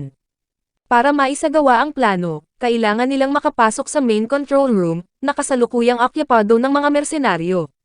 Nagpasya si Higa na gumamit ng robot bilang decoy at, sa pamamagitan ng mga ducts, makapasok sa isang panel. Noong una, binalak niyang pumunta ng mag-isa, pero isang maintenance worker, isang tila random na NPC, ang nagboluntaryo na tumulong. Sa kabila ng matinding pinsala, sinubukan ni Bercouli na gamitin ang kanyang time-splitting sword para hiwain si Vecta sa nakaraan. Gayunpaman, nagulat siya ni Vecta. Nang tila mawawalan na ng malay ang Flocklight ni Bercouli, ang kanyang tapat na dragon ay lumitaw at inabala si Vecta, na nagbigay kay Bercouli ng sapat na oras para tamaan ang after-image ni Vecta sa nakaraan. Ang epekto ng atake ay naglakbay pabalik sa hinaharap, na pumatay sa Flocklight capacitor ni Vecta. Namatay si Bercouli dahil sa kanyang mga sugat habang nagising naman si Alice, na nadurog nang makita ang kanyang patay na tito. Bago mawala ang kanyang forest ghost, nakiusap siya kay Phoenician na alagaan ang kanilang hindi pa isinisilang na anak. Sa pagkamatay ni Vecta, nakiusap si Miller kay Critter na i-convert ang isang karakter mula sa kanyang personal account para makabalik siya sa Underworld at ituloy ang kanyang mga plano. Natuklasan ni Sinon si Alice na nagluluksa sa pagkamatay ni Bercouli. Ang instinct niya ay bumalik at sumali sa laban, pero hinikayat siya ni Sainon na magpatuloy sa pagtungo sa World's End altar. Naguluhan si Alice sa paliwanag ni Sainon na ang mga tao mula sa totoong mundo ay maaaring bumalik sa ibang katawan dahil hindi talaga sila namamatay dito. Sa ibang dako, nakipaglaban sina Sheeta at Iskan sa mga puwersa ng kaaway, at na-realize ng Cold Psycho na hinahanap niya ang nag-iisang tao na hindi niya gustong hiwain, at nagkataon na ang taong iyon ay isang batang halos walang suot na nilulutas ang lahat gamit ang kanyang mga kamao. Nagulat sina Asuna at ang kanyang mga kasama nang makitang pinamumunuan ni Visago ang isang malaking hukbo ng mga Korean at Chinese players habang pinapanood ang battlefield gamit ang kanyang PO character. Samantala, nagising si Miller at nag-log back sa laro gamit ang kanyang subtilizer character, na nakaharap ang isang natatakot na si Sainon. Balik sa totoong mundo, balak na sanang ihak ni Higa ang main control room para maibalik ang flocklight ni Kirito nang tinutukan siya ng baril ng random maintenance worker NPC guy na nagboluntaryong tumulong. Sa Underworld, nadaig ni subtilizer si Sainon gamit ang ilang kakaibang mahika o kung anuman, pero iniligtas siya ng electrode na nagligtas kay Kirito, na isang manifestasyon ng purong pagkakaibigan na hindi nahahadlangan ng mga tuntunin o loika. Sinubukan ng mga Alo players na kumbansihin ang mga Red Knights na nalinlang sila, pero namagitan si Visago at muling hinikayat ang mga ito gamit ang isang mahinang argumento. Sina Sheeta at Iskan, kasama ang mga nakaligtas na pugilists, ay hindi na maganda ang kalagayan. Pero dumating si Lifa at Lilpilan kasama ang mga orc forces syempre, sakto lang para iligtas sila. Balik sa totoong mundo, ibinunyag ng NPC maintenance guy ang kanyang sarili bilang traidor na nagtatrabaho para sa mga Amerikano at umamin na sangkot din siya sa pagsabotahe ng administrator sa Alicization Project. Gusto niyang mamatay si Kirito bilang paghihiganti sa pagkamatay nito at daldal ng daldal na nagtrabaho siya kasama si Shugo sa mga ilegal na eksperimento nito. Natuklasan ni Kikuoka at Rinko ang pagkakanulo at na-realize na siya ang naglagay ng code 871 sa Underworld. Sumuko sina Asuna at ang iba pa para protektahan ang mga naninirahan sa Underworld, at kinumpirma ni Visago na siya talaga si Po. Inamin niya na siya ang nagbigay ng tip sa assault team tungkol sa hideout ng Laughing Coffin sa Sao, na nagresulta sa pagiging mga mamamatay tao ni Asuna, Kirito, at iba pang frontline players. Hiniling niya na dalhin si Kirito sa harap niya at sa wakas ay sinabing, "It's showtime," matapos ang mga dekada ng foreshadowing at build-up. Sa gitna ng kaguluhan, napansin ni Yui na biglang nag-reboot ang Sao server nang hindi inaasahan. Habang papatayin na ni Po ang katatanak na si Kirito, dumating sina Eiji at Yuna para tulungan siya. Hinamon ni Eiji si Po para ipaghiganti ang kanyang mga kaibigan mula sa Sao, pero natalo siya at dinala siya palayo ni Yuna. Naalala ni Po ang kanyang matinding galit sa mga Hapon, na nagmula sa pag-iwan sa kanya ng kanyang ama at sa kanyang ina, nakabit ng kanyang ama. Pinuntahan lang siya ng kanyang ama pagkalipas ng ilang taon para hilingin na mag-donate siya ng kidney para iligtas ang kanyang legal na anak, na nagtulak kay Paul na magnakaw ng nerve gear at mag-login sa Sao para pumatay ng mga Japanese players. Dalawa sa mga Red players ang nakilala si Paul bilang miyembro ng Laughing Coffin at sinubukang hikayatin ng iba na huwag siyang sundan, pero walang saysay ang kanilang pagtatangka. Ginamit ni Po ang kanyang kakaibang mind control power para pag-away-awayan sila. Sa ibang dako, ang super account ni Lifa ay may unlimited regeneration, na nagbibigay daan sa kanya na patuloy na lumaban sa kabila ng matinding pinsala at sobrang sakit. Patuloy niyang nilabanan ang dami ng mga Red players hanggang sa mapagod siya. Nakayanan niya ito at nagtungo sa World's End altar kasama ang mga orc forces. Samantala, si Sainon ay tila may mga hacks, pero ang kanyang binti ay naputol ni Subtilizer at bumagsak siya sa lupa. Nagawa ng kanyang imahinasyon na gawing parang super account bow ang kanyang rifle at magpaputok ng annihilation ray. Tumama ito, at tumakbo si Subtilizer na parang duwag. Balik sa Ocean Turtle, ang bala ng masamang traidor na maintenance guy ay nadaplisan lang si Higa. Sinuri siya ng isa pang empleyado ng Wrath at may itinapon sa shaft, na naging sanhi ng pagkawala ng balanse ng gunman at pagkahulog nito sa ibaba. Sa tulong ni Asuna, Sainon, at Lifa, sinubukan ni Higa na maibalik ang flocklight ni Kirito. Sa pagdaloy ng kanilang mga alaala, nagising si Kirito sa tila isang panaginip. Nagbanta si Visago na patuloy na papatayin ang mga naninirahan sa Underworld hanggang sa magising si Kirito. Nakarinig si Asuna ng mga salita ng pampalakas loob mula kay Yuki, tumayo, at biglang nagkaroon ng mga pakpak ng anghel, dahil nga ganoon. Pagkatapos ay itinapon niya ito na parang basahang manika. Gayunpaman, ang armas ni Visago ay sumisipsip ng spatial energy sa paligid niya para pagalingin ang sarili at kontrolin ang mga red players, inuutusan silang umatake. Inabot ni Asuna si Kirito, na inuulit ang kanyang mga alaalang puno ng pagsisisi, nawawala muli ang kanyang mga kaibigan, pinapanood ang sarili na naging mamamatay tao. Sa pagkasira, nagsimula siyang subukang bunutin ang sarili niyang puso. Ang flocklights ni Asuna, Sinon, at Leaf ay hindi sapat para gisingin siya, hanggang sa may lumitaw na fragment ng sariling flocklight ni Eugeo. Si Kirito, na basang-basa ang mga mata ng luha, ay humingi ng pahintulot kung pinapayagan ba siyang magpatuloy, na bumalik. Pinagsama ng kanyang mga kaibigan ang kanilang mga kamay, lumilikha ng isang nakakasilaw na liwanag ng pagkakaibigan na nagbalik ng kanyang ego, self-image, flocklight thing, kung ano man iyon. Nagising si Kirito sa underworld. Ang amoy ng mga rosas ay pumuno sa battlefield, at ang nag-iisang Black Swordsman ay bumigkas ng enhanced armament. Si Visago at ang mga red players ay napahinto sa kanilang pwesto ng Blue Rose Sword ni Eugeo. Nagharap sina Kirito at Visago at nagsimulang maglaban, naglock ang mga talim. Tila dihado si Kirito, tumatangging bitawan ang basag na asul na talim. Biglang lumitaw ang Force Ghost ni Eugeo. Ginamit niya ang Release Recollection para pilitin ang mga Red Knights na mag-log out. Sinubukan ni Visago na gamitin ang naiwang spatial energy, pero ipinaliwanag ng Force Ghost ni Eugeo na dahil ayaw mangyari iyon ng mga naka-log out na players, hindi iyon mangyayari. Pagkatapos ay binanggit ng dating apprentice ni Kirito na ang kanyang espada ay gawa mula sa isang Giga Cedar, na tila nagpapahintulot dito na sumipsip ng spatial energy. At may ginawa rin ito at bam! Balik na ang Blue Rose Sword. Nag-clash ang dalawang talim, pero ngayon ay punong-puno na si Kirito ng pagkakaibigan kaya imposibleng matalo siya. Winasak niya ang talim ni Visago at nagpasabog ng butas sa tapat ng torso nito. Si Visago, na tumatawa, ay nagsabing maglo-login lang siya ulit. Sinabihan siya ni Kirito na ang tanging paraan na makakapag-log out siya ay sa kamay ng isang lumberjack, at pinakawala ng alaala ng kanyang Giga Cedar Blade, ginagawa siyang isang puno. Samantala, naghanda si Critter na alisin ang limiters ng underworld para hindi na tumugma ang oras sa totoong mundo. Nakipag-ugnayan si Higa sa isip ni Kirito sa isang open channel, at binalaan siya ni Kikuoka na kung hindi siya tatakas kasama si Asuna sa pamamagitan ng Worlds End Altar, makukulong sila doon ng 200 taon. Dumating si Alice sa altar at pinaalis ang kanyang mga dragons. Pero ang mga dragons, na kasing tapat ni Berko uli, ay hinarap si Miller, na nakalogin pa rin at nakasunod sa kanila. Wala talaga silang laban, pero bago niya sila matapos, dumating sina Kirito at Asuna sa eksena. Gumawa si Asuna ng hagdan patungo sa console at dinala si Alice sa ligtas na lugar, habang si Kirito naman ay nanatili para harapin si Miller.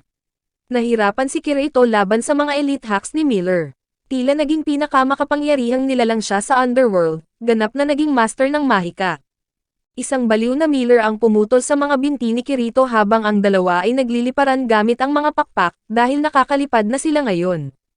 Biglang nag-transform si Miller sa isang higanteng monster thing, habang pinag-iisipan ni Kirito kung gusto ba niyang manatili sa underworld para sa sariling mga dahilan.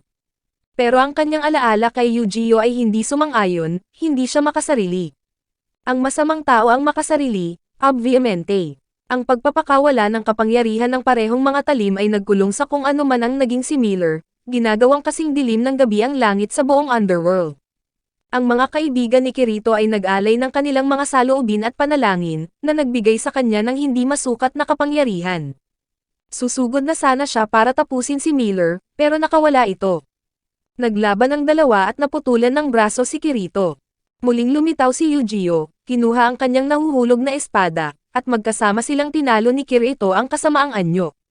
Naabot ng server ang maximum acceleration at pinilit ang lahat na mag-log out. Lumipad si Kirito sa floating pastoral platform para siguraduhin kung nakalabas sa oras sina Asuna at Alice, at doon niya napagtanto, makukulong siya doon sa susunod na 200 taon. At nawalan siya ng lakas, para lamang marinig ang boses ni Asuna. Nanatili siya sa likod. Nakuha ni Rinko ang light cube ni Alice, nakahinga ng maluwag nang malaman na buo ang mga alaala ni Alice, at nagpasalamat kay Kirito sa pagprotekta sa kanila. Sinabihan ni Asuna si Rinko na mananatili siya sa underworld kasama ni Kirito habang ang system ay pumapasok sa maximum acceleration. Nangako siyang aalagaan siya at pananatilihing ligtas hanggang sa magising siya. Samantala, bumalik si Miller sa totoong mundo para lamang matuklasan ang sarili niyang patay na katawan. Lumitaw si Alicia, ang kanyang unang biktima, at sinabihan siyang magkasama sila habang buhay. At habang ang sahig ay naging likido na may mga kamay na umaabot para hilahin siya sa ibaba, pumasok si Critter para makita ang bangkay ni Miller. Lumingon siya at nakita rin ang kay Visago.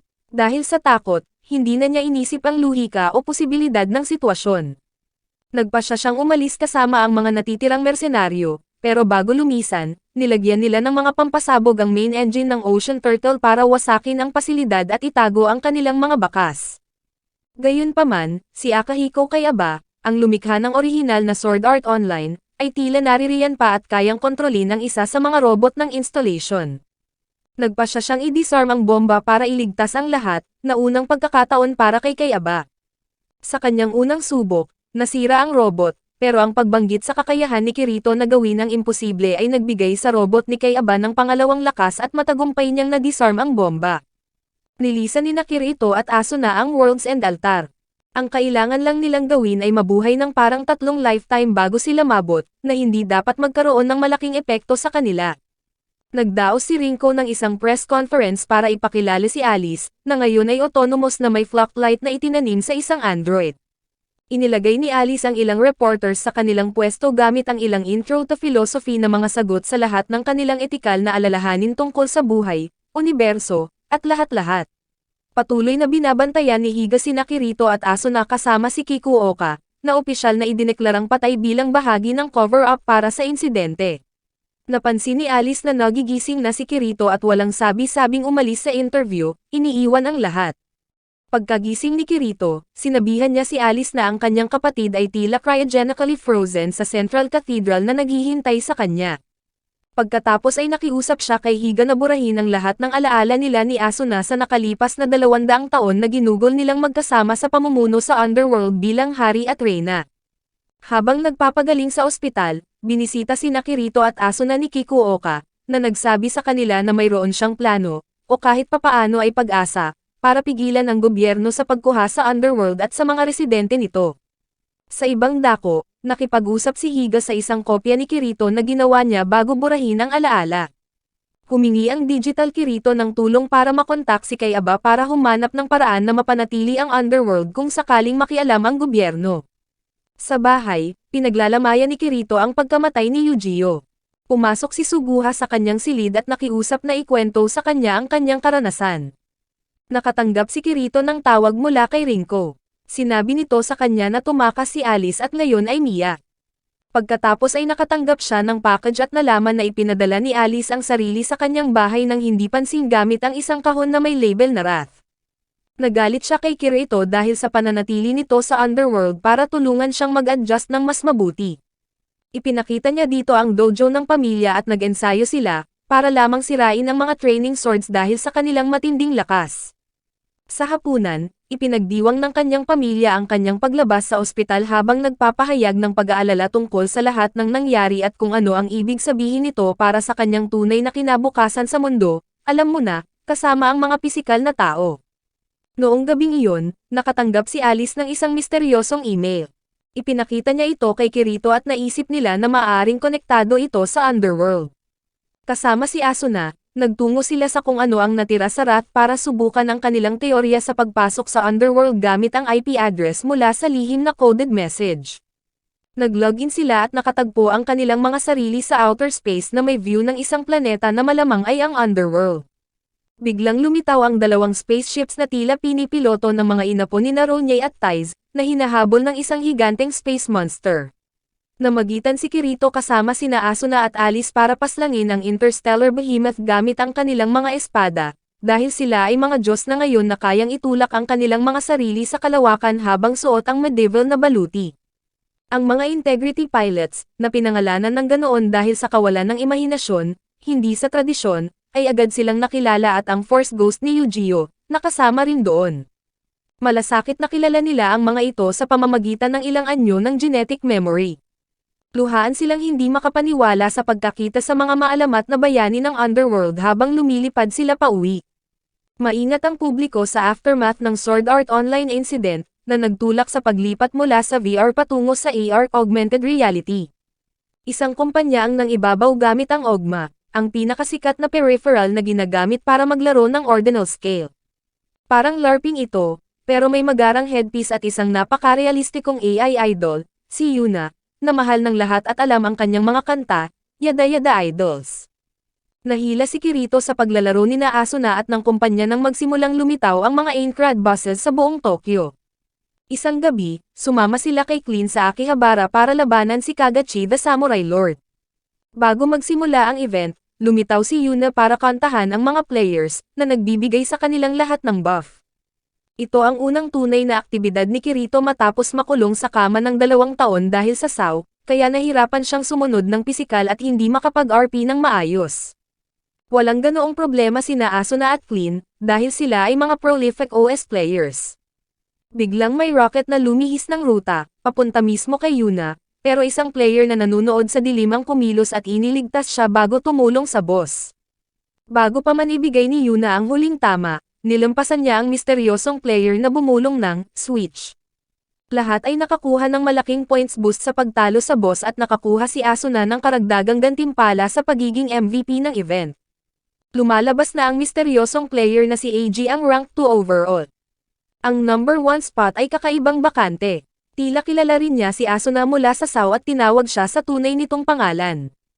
Nang sumunod na gabi, sumama si Asuna kay Clean at sa kanyang gang para labanan ng isa pang boss. Hiwalay sa kanyang mga kaibigan, lumitaw si AG at nagsimulang paglaruan ang nag-iisang si Clean. Matapos ang labanan, sinubukan ni Yuna na batiin muli si Asuna, tinatawag siya sa pangalan sa pagkakataong ito. At si Clean ay hindi na mahanap.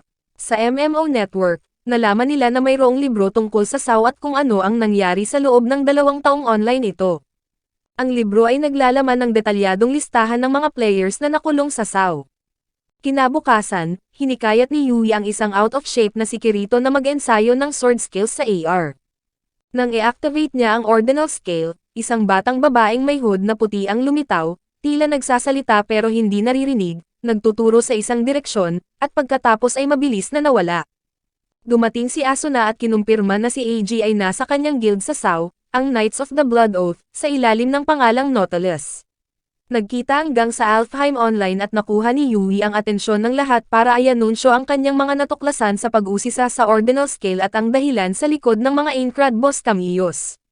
Sa pamamagitan ng pagpapatong ng mapa ng SAO Dungeons sa mapa ng Tokyo, nalaman niyang nagtutugma ang mga ito sa mga kamakailang pagpapakita ng mga bosses.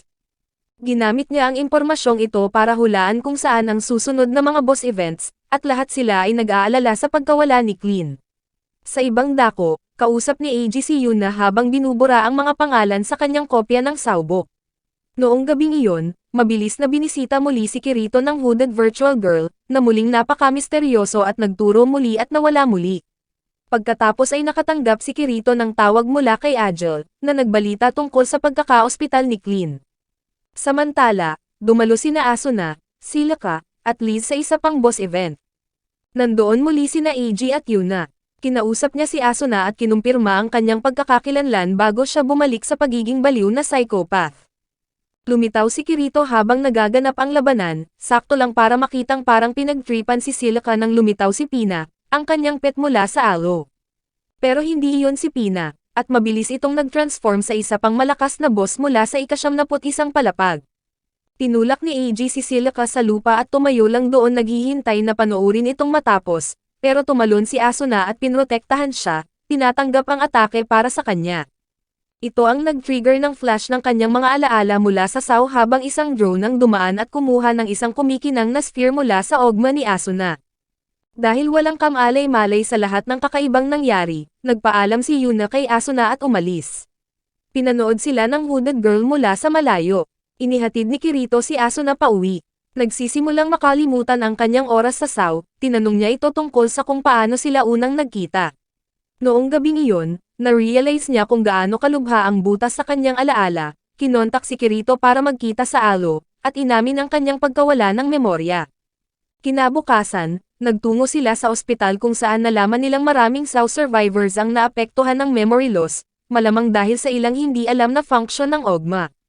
Nang maglaon, nilibot nila ang Aincrad habang muli itong nililikha sa alo, pero walang nagpaalala sa kanya. Nawalan siya ng lakas sa kanilang cabin at sinabi kay Kirito na natatakot siyang mawala ito at ang kanilang mga alaala ng magkasama. Sa ibang dako, pinagmamalaki ni AG ang sarili tungkol sa kung paano siya mas magaling sa AR kaysa sa dalawang pinakamagaling na SAO players.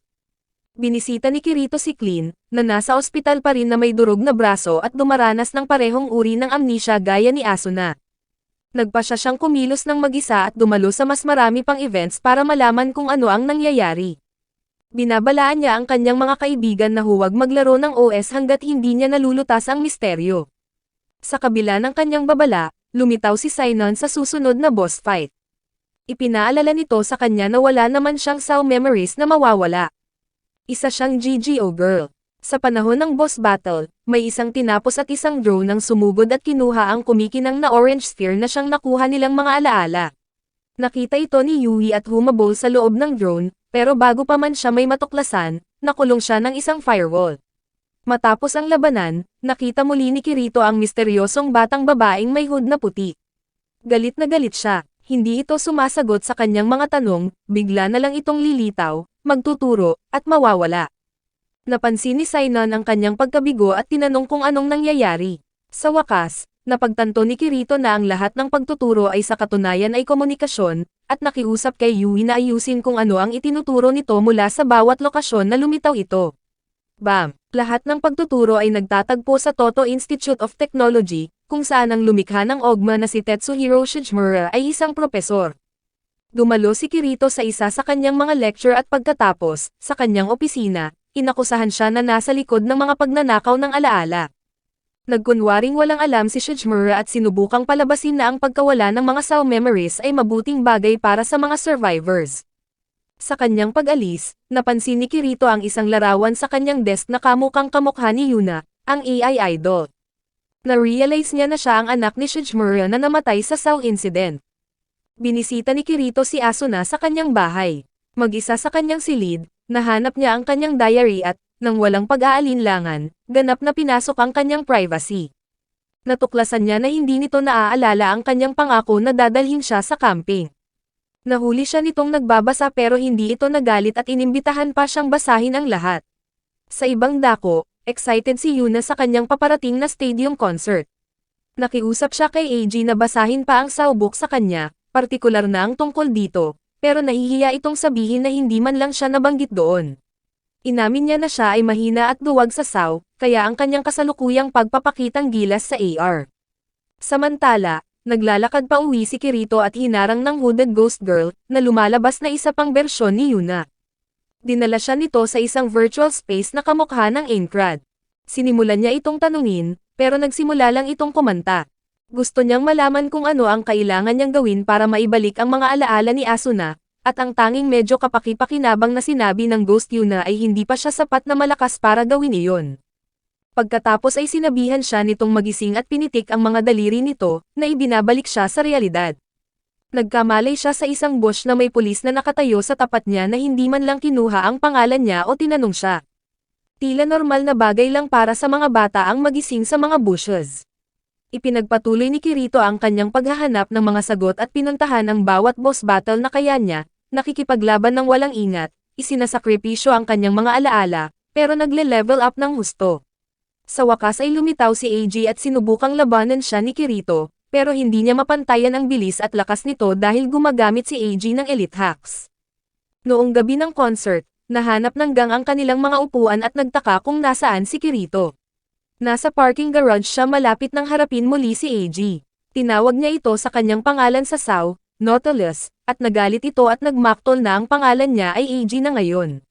Sa halip na harapin ang tunay na problema ng pagkakabura ng mga alaala ng mga tao, nagpasya silang ayusin ang mga bagay sa pamamagitan ng LARPing sa ordinal scale. Samantala, pinapanood ni Shijimura ang concert mula sa kanyang laptop at kinakausap ang sarili, o ang Force Ghost ni Kayaba, o baka ito ay kanyang pantasya ng Force Ghost ni Kayaba. Pinagmamalaki ni AG ang kanyang plano na buhayin muli si Yuna gamit ang mga alaala ng mga SAO survivors. Sinabi ni AG kay Kirito na mahal niya si Yuna sa SAO at gusto niya itong buhayin muli, at ibinunyag na nagtatrabaho siya kasama si Shijimura para mangolekta ng mga SAO memories para sa revival project ni Yuna. Ngayong may ideya na si Kirito sa nangyayari, dinisable niya ang OP hack device ni Eiji, tinalo ito, at sumama sa kanyang mga kaibigan. Pagkatapos ay sinabi ni Shijimura kay Eiji na gagamitin din niya ang mga alaala nito tungkol kay Yuna, dahil ito ang may pinakamaraming data tungkol sa kanya, isang inaasahang pagkakanulo. Ang parehong boss na inatake si Silica ay lumitaw at inatake si Eiji, na hindi tinanggal ang kanyang ogma dahil, well, kailangan ng plot na hindi niya gawin iyon. Naghintay si Shijimura na nakawin ang mga alaala ng lahat sa concert, na nagdulot ng panik habang ang mga monsters ay pumuno sa stadium. Matapos ni Yuna ang isang kanta, inakala ng ilan sa mga audience na ito ay isang espesyal na event, bahagi ng show, at nagsimulang lumaban. Hinarap ng hooded ghost Yuna ang kanyang ama at sinubukang pigilan ito, pero sinabi nito na huli na ang lahat, malapit na siyang matapos para huminto pa. Ang kanyang ama ay wala ng pag-asa, kaya mabilis siyang pumunta kay Kirito at ibinalita ang sitwasyon. Sinubukan niyang sabihan ang mga tao na tanggalin ang kanilang mga ogma devices, pero iyon ay magiging sobrang daling paraan. Sinabi sa kanya ni Yuna na kailangan nilang gamitin ang nakatagong full dive capabilities ng Ogma para mag-dive sa Aincrad at talunin ang 100th floor boss dahil iyon ang magpapatigil sa plano ni Shijimura sa kung anong paraan. Sumang-ayon siya at iniwan si Asuna para bantayan ang kanilang mga walang malay na katawan. Nag-full dive si Kirito at ang iba pa sa Aincrad at hinarap ang boss, pero nadaig sila ng kapangyarihan nito. Si Asuna, sa kabila ng hindi pag-alala sa anumang bagay mula sa SAO, ay tila natural na naintindihan na walang maayos na natatapos kung wala ang kanyang pakikilahok. Tinipon nila ni Yui ang kanilang mga kaibigan mula sa alo para sumali sa laban, at inilipat nila ang kanilang mga dating gamit at kasanayan mula sa SAO, na nagbigay sa kanila ng bentahe. Nagawa nilang talunin ang boss gamit ang purong pagkakaibigan at natapos ang SAO para sa totoo, binabaliwala ang mga 24 pang ibang mga bosses. Nakatanggap si Kirito ng pinakamalakas na espada sa laro bilang gantimbala, at ang lahat ay walang nakuha kundi ang mga kaibigang nakilala nila sa daan. Bumalik sila sa stadium, matapos mapigilan ang plano ni Shijimura. Nahanap ni Kikuoka ang propesor at inaresto ito. Nagkita hanggang sa bar ni Agile habang sina Kirito at Asuna naman ay tumuloy sa kanilang camping trip. Sa wakas ay nag-propose siya dito sa totoong mundo, at isang meteor shower ang nagbigay liwanag sa langit noong gabing iyon. Maraming salamat sa panonood, sana nag-enjoy ka sa anime na ito. Mag-subscribe at pindutin ang notification bell upang updated ka lagi sa mga bagong video na may upload namin, at para makatutok sa higit pang Tagalog anime recap, magkita tayo sa susunod.